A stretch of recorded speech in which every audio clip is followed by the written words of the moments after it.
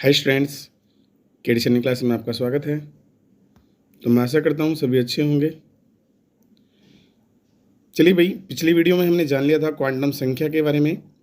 तो क्वांटम संख्या से रिलेटेड क्वेश्चन जो हैं हम लोग जानने वाले हैं नेक्स्ट वीडियो में, क्योंकि क्वांटम संख्या के क्वेश्चन तभी हम सोल्व कर पाएंगे क्योंकि अभी हमारे कुछ टॉपिक्स ऐसे हैं जिनकी से हमें क्वांटम संख्या के क्वेश्चन सोल्व करने में हेल्प मिलेगी, जैसे अबव का नियम, ठीक है ना। तो जब तक हम उन्हें क्लियर नहीं कर लेते हैं तब तक हम क्वांटम संख्या से रिलेटेड क्वेश्चन क्लियर नहीं करेंगे। तो पीछे कुछ टॉपिकों के हमारे क्वेश्चन रह रहे हैं, उन्हें भी हम क्लियर कर लेंगे, ठीक है। तो आज हम जानने वाले हैं किसके बारे में भैया? कक्षा और कक्षक के बारे में, ऑर्बिट एंड ऑर्बिटल्स क्या होते हैं, ठीक है। तो कॉमन इसे ज़रा ध्यान से समझ के चलेंगे क्योंकि आपको पता भी होना चाहिए कि ऑर्बिटल और ऑर्बिट में क्या डिफरेंट होता है। तो पहला टॉपिक हमारा होगा कक्षक तथा कक्षा, ठीक है। कक्षक तथा कक्षा का बेटे अर्थ समान नहीं होता, ये पॉइंट हमारा कह रहा है यहाँ पर। कैसे नहीं होता उसको हम क्लियर करते हैं, ठीक है। तो बोर का परमाणु मॉडल हमने पढ़ा है। तो बोर का परमाणु मॉडल हमें क्या बताता है कि परमाणु के अंदर जो नाभिक होता है, ठीक है बेटे, नाभिक के चारों ओर क्या होती हैं? वृत्ताकार कक्षाएं होती हैं, ठीक है। ये क्या होती हैं? वृत्ताकार कक्षाएं होती हैं। तो इस प्रकार से हम कह सकते हैं कक्षाओं में इलेक्ट्रॉन क्या करते हैं भैया? चक्रण करते हैं। लेकिन हाइजेनबर्ग का जो अनिश्चितता सिद्धांत है वो इसकी कोई पुष्टि नहीं करता, ठीक है। तो हम कहेंगे कॉमन किसके अनुसार? बोर के अनुसार क्या भैया? परमाणु के नाभिक के चारों ओर वृत्ताकार क्या होती हैं? वृत्ताकार जो पथ होते हैं उनको कक्षा कहा जाता है। और याद रखेंगे कक्षा जो होती हैं नाभिक के चारों ओर कैसी होती हैं? गोलाकार होती हैं, जैसे कि हमें दिखाई दे रहा है, ठीक है। चलिए नेक्स्ट बात अगर मैं करूं तो यहां पर कुछ पॉइंट्स है, इसको क्लियर करके चलेंगे, ठीक है। ये पॉइंट हमारा क्या कह रहा है?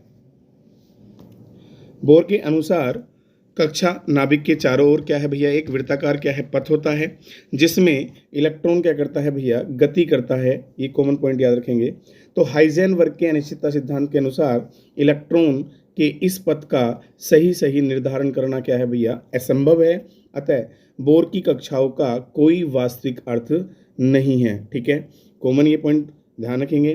तो इनके अस्तित्व को भी कभी प्रयोगों द्वारा दर्शाया नहीं जा सकता। चलिए अब अगर मैं कक्षक की बात करूं बेटे, तो अभी हमने कक्षा के बारे में पढ़ा, कक्षा कैसी होती है? हमारे पास गोलाकार होती हैं।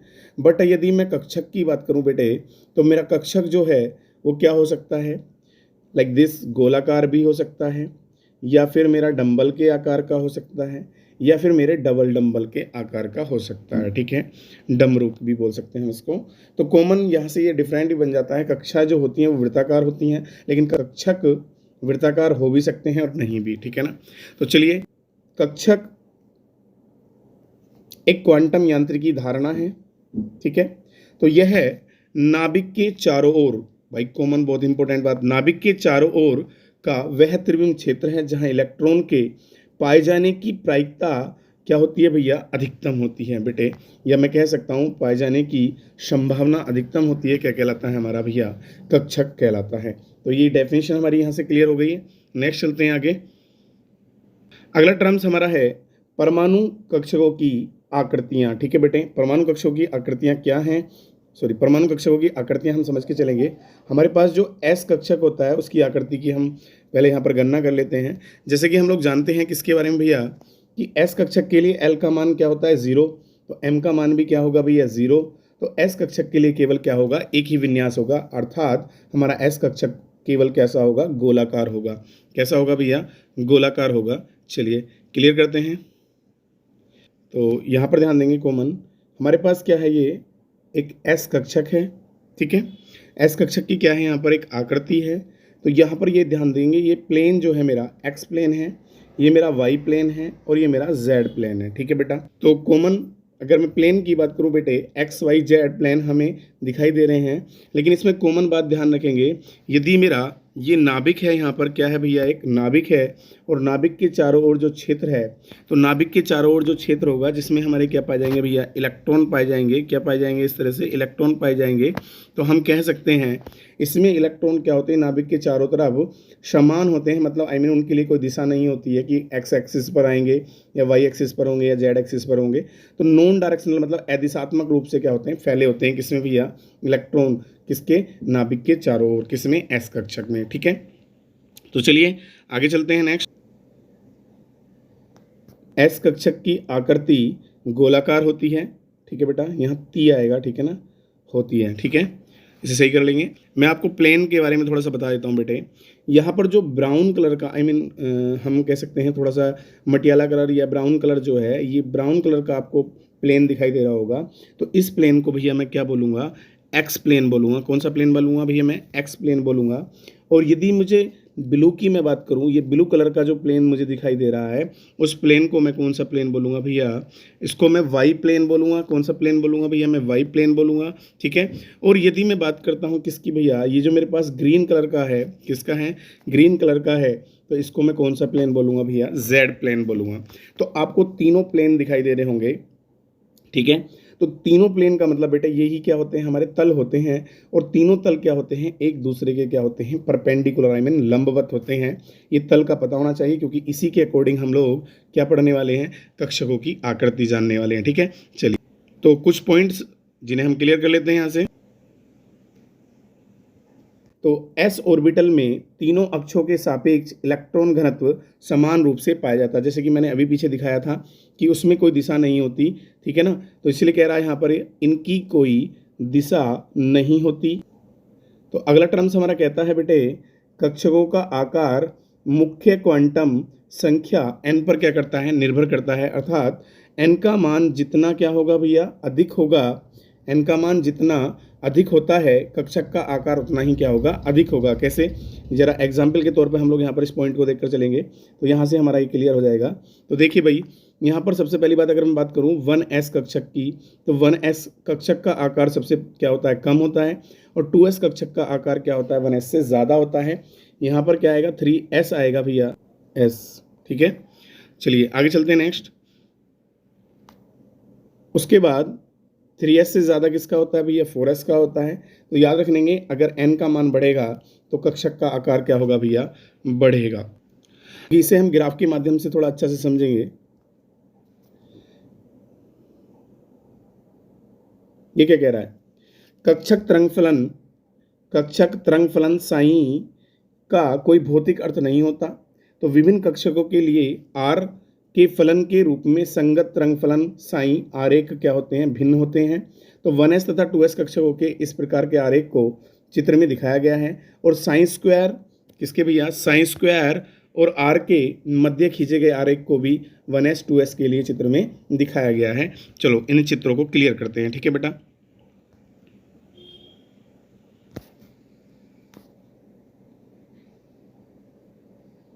तो इस ग्राफ पर ध्यान देंगे, यहाँ पर हमें दिखाया है साइन तरंग फलन और क्या है यहाँ पर त्रिज्या। ठीक है ना, नाभिक से कोष की दूरी। तो इनके बीच में क्या दिखा रहा है, ग्राफ दिखा रहा है। तो इस ग्राफ में कॉमन हमारा क्लियर क्या हो जाता है, इसको हम समझ के चलेंगे। जैसे जैसे हमारा किसका भैया, त्रिज्या का मान क्या होता है भैया, बढ़ता है, तो इधर की तरफ बढ़ रहा है ना, तो उसी प्रकार से क्या होता है हमारा तरंग फलन का मान क्या होता है, नीचे की तरफ देखो घट रहा है। ठीक है ना, तो उसी के साथ इस ग्राफ में ध्यान देंगे। तो ये वाला जो ग्राफ है मेरा किसके लिए है भैया, 1s ऑर्बिटल के लिए। किसके लिए है भैया, ये 1s ऑर्बिटल के लिए है। अगर मैं इस ग्राफ की बात करूं तो ये वाला ग्राफ मेरा होगा 2s के लिए। ठीक है ना, किसके लिए होगा, 2s के लिए। तो यहाँ पर देखेंगे, तो इसमें जो ग्राफ में है हमारे पास, इसमें तरंग फलन का मान त्रिज्या के साथ साथ पहले क्या होता है, घटता है, लेकिन उसके बाद थोड़ा सा क्या हो जाता है, बढ़ जाता है। ठीक है, तो इसी प्रकार से हमें जानना है किसके बारे में भैया, तरंग फलन साइन स्क्वायर और किसके बीच भैया, आर के बीच ग्राफ। क्योंकि हम जानते हैं ये जो हमारा पॉइंट है क्या भैया, साइन स्क्वायर इलेक्ट्रॉन प्रोबेबिलिटी को बताता है। तो इलेक्ट्रॉन प्रोबेबिलिटी को लेकर मैं कॉमन बात करूं, तो जैसे जैसे क्या है भैया, इस वाले आरेख में, किसमें भैया, इस वाले आरेख में मेरे किसका त्रिज्या का मान क्या होता है भैया, जीरो से, किससे भैया, जीरो से क्या शुरू हो जाता है, बढ़ना शुरू हो जाता है इस तरफ को। तो मुझे कॉमन यहाँ से दिखाई दे रहा है, मेरे साइन स्क्वायर का मान यहाँ कॉमन क्या शुरू हो गया है, घटना शुरू हो गया है। लेकिन लास्ट पॉइंट पर आकर कहाँ भैया, एक पॉइंट ऐसा आ जाता है जहाँ पर घटने के बाद मेरे साइन स्क्वायर का मान क्या हो जाता है भैया, शून्य हो जाता है। तो ये वाला जो ग्राफ है वही मेरा किसके लिए रहेगा, 1s के लिए, ठीक है। और ये वाला ग्राफ जो होगा मेरा किसके लिए होगा, 2s के लिए होगा ये वाला ग्राफ, ठीक है। चलिए अब यदि मैं बात करूं किसमें भैया, सेकंड वाले ग्राफ में, तो इस ग्राफ के अंदर क्या होता है, यदि मैं बात करूं सेकंड वाले ग्राफ में, तो साइन स्क्वायर, क्योंकि ये 2s के लिए है, तो 2s के लिए कॉमन क्या होता है कि त्रिज्या बढ़ने के साथ मेरे साइन स्क्वायर का मान पहले कहाँ पहुँच जाता है भैया, 0 पर पहुँच जाता है। लेकिन कॉमन क्या होता है, फिर से 0 पर पहुँचने के बाद जैसे ही त्रिज्या आगे बढ़ती है, बढ़ने के साथ फिर से मेरे किसका भैया, किसका प्रायिकता घनत्व का मान क्या होता है, बढ़ता है, और बढ़ने के बाद फिर कहाँ चला जाता है, घट जाता है। इसका मतलब एक ऐसी वैल्यू जहाँ पर प्रायिकता घनत्व क्या हो जाता है, शून्य हो जाए बेटे, यहाँ पॉइंट पर, इसे हम क्या बोलते हैं, नोडल प्लेन। क्या बोलते हैं भैया, नोडल प्लेन, NP। क्या बोलेंगे, NP। नोडल प्लेन का मतलब होता है नोडल सतह, ठीक है। इसे और क्लियर करते हैं, आगे चल के देखो। यहाँ पर जरा ध्यान देंगे, ठीक है। कॉमन यहाँ पर हमारा 1s ऑर्बिटल है, ये 2s ऑर्बिटल है, और ये 3s ऑर्बिटल है, ठीक है बेटा। तो यहाँ पर देखो कि 1s ऑर्बिटल में क्या है, न्यूक्लियस अगर मेरा ये है बेटे, क्या है मेरा न्यूक्लियस है, तो इस न्यूक्लियस के चारों ओर मुझे क्या दिखाई दे रहे हैं भैया, इलेक्ट्रॉन दिखाई दे रहे हैं, और इलेक्ट्रॉन चारों तरफ फैले हैं, कोई भी स्थान खाली नहीं दिखाई दे रहा है। लेकिन बट यदि मैं 2s की बात करूं बेटे, किसकी बात करूं मैं, 2s की बात करूं, तो 2s में कॉमन नाभिक के चारों ओर, ध्यान दो जरा। इसके बाद यदि मैं देखूं कि यहाँ पर, कहाँ पर भैया, यहाँ पर देखो, तो इन दोनों के बीच में मुझे ये स्थान क्या दिखाई दे रहा है, डॉटेड के साथ खाली दिखाई दे रहा है यहाँ पर। तो उसके बाद क्या हुआ है, फिर से मुझे इलेक्ट्रॉन दिखाई देने लगे हैं यहाँ पर। तो मैं कॉमन यहाँ से कहूँगा कि एक ऐसा स्थान जहाँ पर इलेक्ट्रॉन प्रोबेबिलिटी क्या हो गई है, शून्य हो गई है, उसको ही क्या बोलते हैं भैया, नोडल प्लेन बोलते हैं। या कहूँगा मैं कि यहाँ पर क्या है, एक नोड उपस्थित है, यहाँ पर कोई नोड उपस्थित नहीं है। उसके बाद अगर मैं इस टर्म्स की बात करूँ बेटे, इसमें ये जो हमारा नाभिक है, क्या है भैया, नाभिक है, तो इस नाभिक के चारों ओर फिर से क्या है, एक क्षेत्र चला है। क्या चला है भैया, एक क्षेत्र। उसके बाद अगर मैं बात करूँ, फिर से एक आएगा ये। तो देखो भाई कॉमन यहाँ पर, तो देखो यहाँ ये खाली स्थान है। उसके बाद अगर मैं बात करूँ, यहाँ पर ये खाली स्थान है। तो कॉमन मैं कहूँगा यहाँ पर कितने नोडल प्लेन हैं, ये कितने नोड हैं, यहाँ पर इसमें कितने नोड हैं भैया, 2 नोड हैं। कितने नोड हैं भैया, इसमें 2 नोड हैं। इसमें एक नोड था और इसमें कोई नोड नहीं है। तो ये नोड क्या होता है, इसको भी क्लियर करते हैं।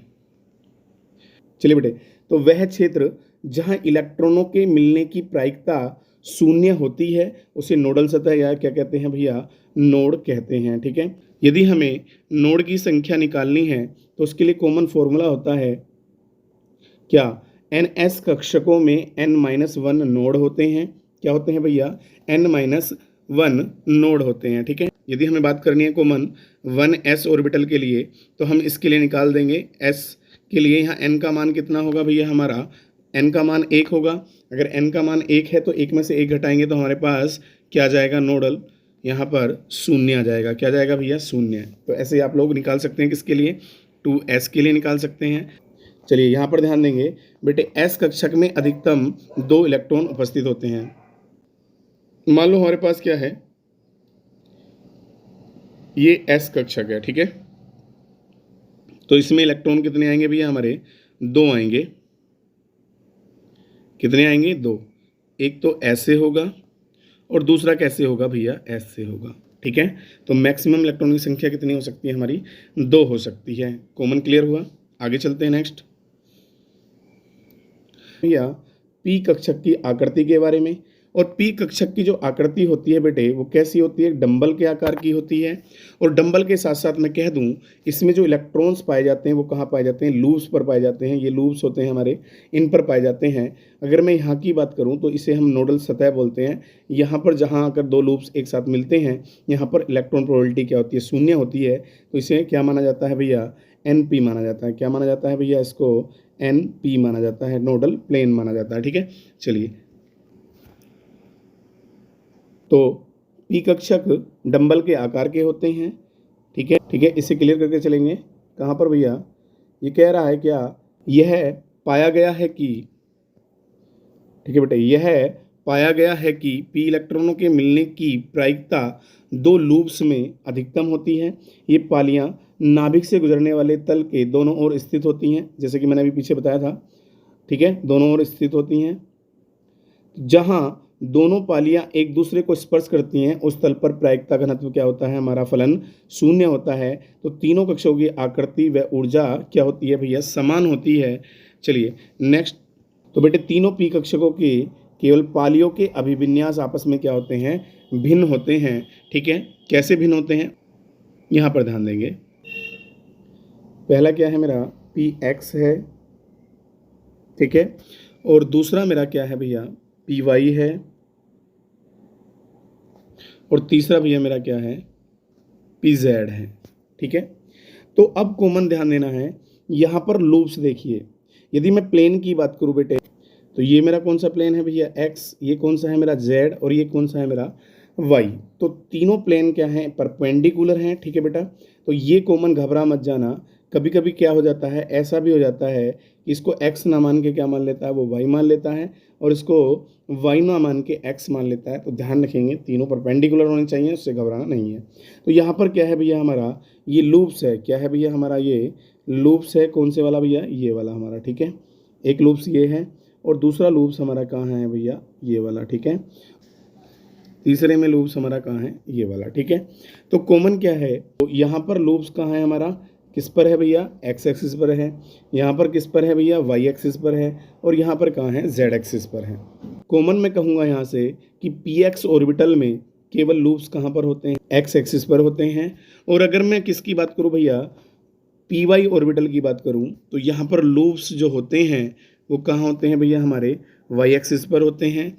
और यदि मैं पी जेड की बात करूँ तो लूप्स मेरे किस पर होते हैं भैया, जेड एक्सिस पर होते हैं। ठीक है, तो अब यहाँ पर इलेक्ट्रॉन जो पाए जाएंगे केवल किस में होंगे, डायरेक्शन में होंगे। इसलिए हम कहते हैं पी ऑर्बिटल्स जो होते हैं कैसे होते हैं भैया, डायरेक्शनल होते हैं, आई मीन दिशात्मक होते हैं।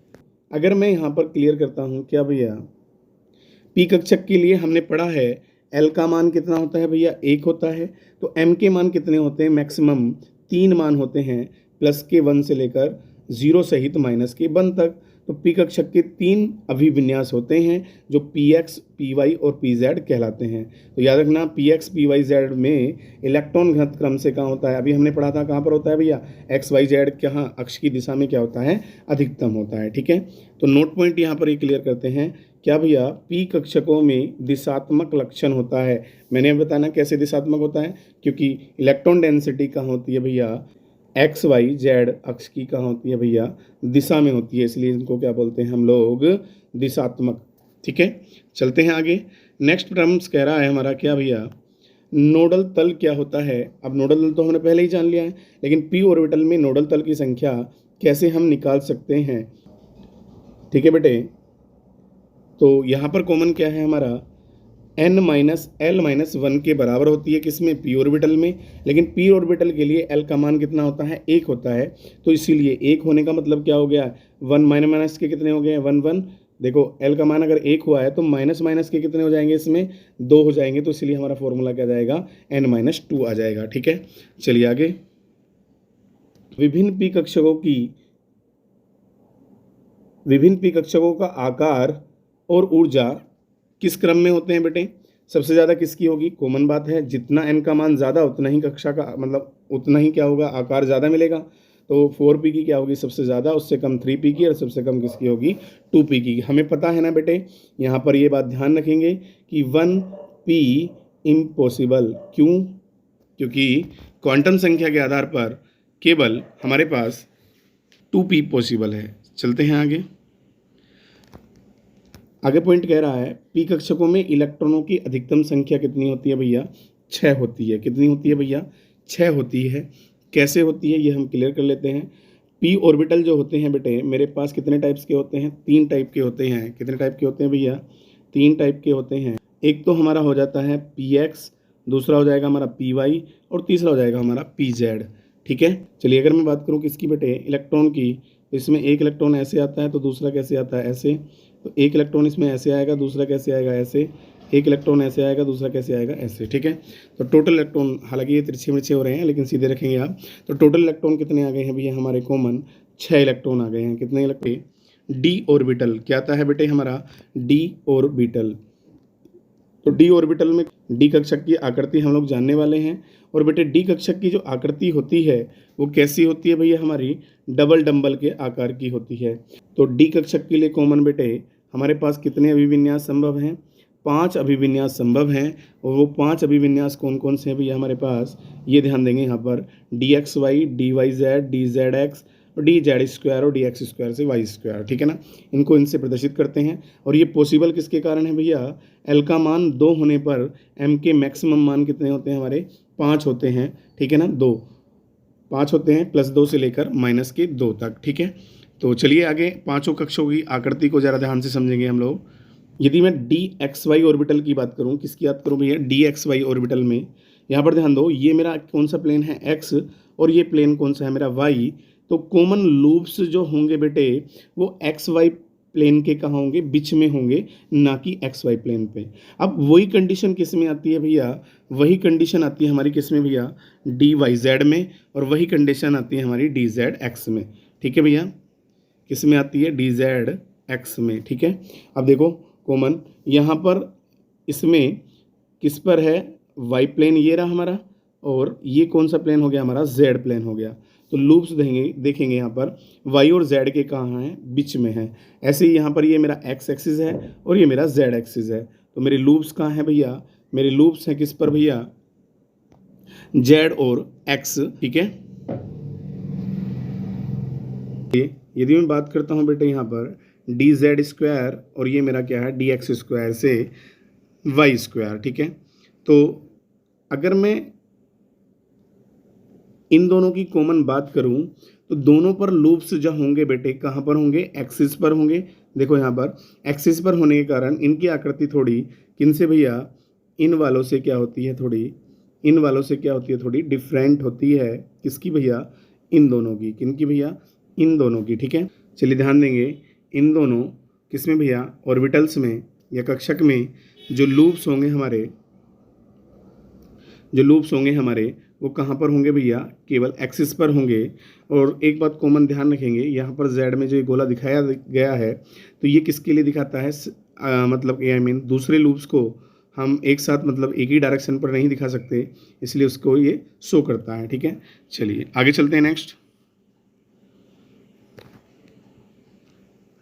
चलिए ये टर्म्स कह रहा है हमारे पास, इन पांचों कक्षकों के लिए ऊर्जा समान होती है, तो इन्हें क्या कहते हैं भैया हम, समभ्रंश कक्षक। मतलब कॉमन यहाँ से क्लियर हो जाता है एक डेफिनेशन, जिन कक्षकों की ऊर्जा समान होती है उन्हें क्या कहते हैं भैया, समभ्रंश या डिजेनरेट ऑर्बिटल कहते हैं। तो भैया डी एक्स वाई और वाई जेड और जेड एक्स में जो पालियाँ हैं वो क्रम से हमें कहाँ मिलेंगी भैया, तो एक्स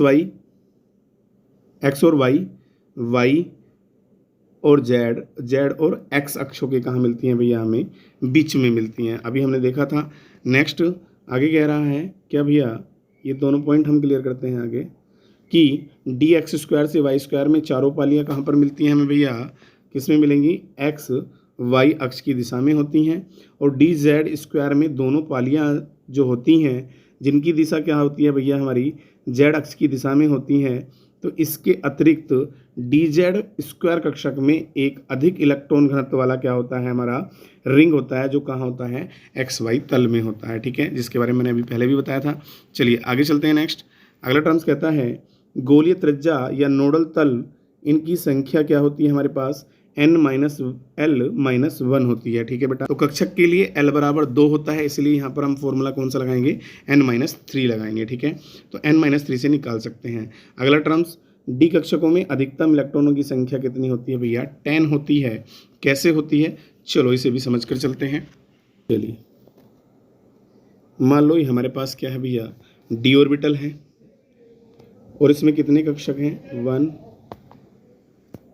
कितने कक्षक हैं इसमें, 1 2 3 4 और एक 5, ठीक है।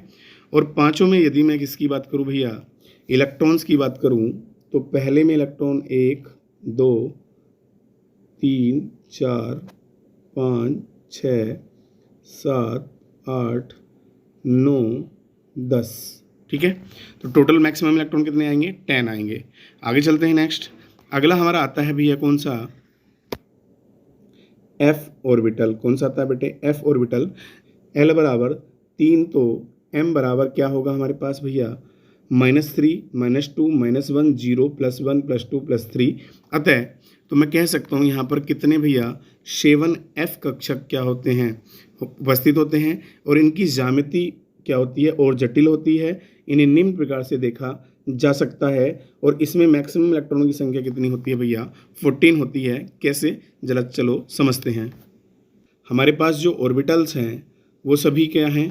यहाँ पर ये हमारा ऑर्बिटल, ये तो टोटल 4 तो ये हो गए, 5, 6 और 1, 7, 7 ऑर्बिटल की जो स्ट्रक्चर्स होती है बेटे, ये इस टाइप की होती है। आप अच्छे तरीके से इन्हें देख सकते हैं, लेकिन इनके बारे में ज़्यादा टेंशन लेने की ज़रूरत नहीं है, क्योंकि इन्हें आप फिर से आगे बड़ी क्लासों में पढ़ने वाले हैं, ठीक है। चलिए, यदि मैं इलेक्ट्रॉन की बात करूँ बेटे,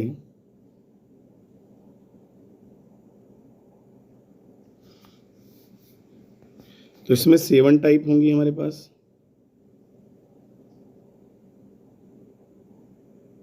ठीक है। तो इलेक्ट्रॉन्स जो होते हैं बेटे, इसमें कितने इलेक्ट्रॉन्स आएंगे हमारे पास? 1, 2, 3, 4, 5, 6, 7, ठीक है। और 8, 9, 10, 11, 12, 13 और 14, ठीक है। तो टोटल कितने इलेक्ट्रॉन्स आ सकते हैं इसमें? 14 इलेक्ट्रॉन्स आ सकते हैं। तो इस प्रकार से कॉमन हम कह सकते हैं अब एफ ऑर्बिटल में मैक्सिमम कितने इलेक्ट्रॉन होते हैं भाई? 14 इलेक्ट्रॉन्स होते हैं। चलिए भाई, यहाँ से हमने पढ़ाया आपको कक्षक के बारे में। तो नेक्स्ट वीडियो में हम जानेंगे कक्षक में किस प्रकार से इलेक्ट्रॉन प्रवेश करते हैं और किस कक्षक की ऊर्जा कम और ज़्यादा होती है। तो आज के लिए इतना ही, मिलते हैं फिर नेक्स्ट वीडियो में। धन्यवाद।